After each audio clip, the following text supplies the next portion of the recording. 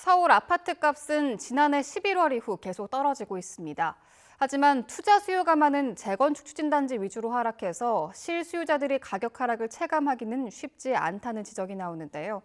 다음 달 아파트 공시가격 발표가 시장 흐름에 중요한 변수가 될 전망입니다. 계속해서 이하린 기자가 보도합니다.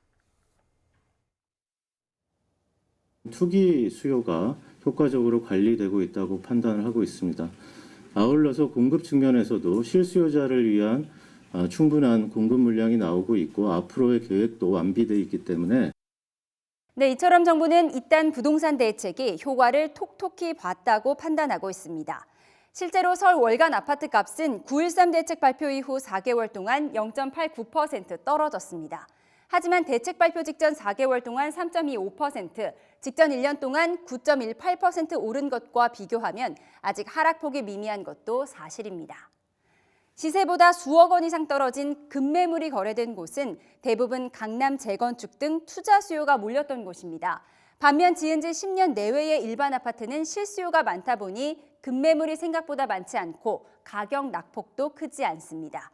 최근 집값 하락 소식에도 불구하고 매수 대기자들이 실제 가격 하락을 체감하기 어렵다고 말하는 이유입니다.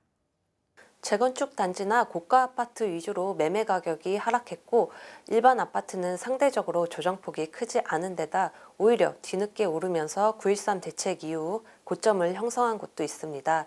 상승기 때 급등세를 보인 것에 비해 하락장에서는 완만한 하락 곡선을 전문가들은 당분간 거래 절벽이 이어지는 가운데 다음 달 아파트 공시가격 발표가 시장 흐름에 중요한 변수가 될 것으로 보고 있습니다.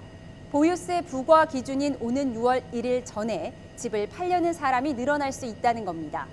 특히 내년부터는 공시가격이 오르지 않더라도 공정시장 가액 비율 등이 높아져 보유세 부담은 점점 더 커지게 됩니다. 다만 집주인들이 증여나 임대사업 등록 등을 선택할 가능성이 있고 규제 지역 내 강력한 대출 규제로 매수자들이 돈 빌리는 것도 쉽지 않은 만큼 거래가 급격하게 증가하긴 어려울 거란 분석입니다. YTN 이하린입니다.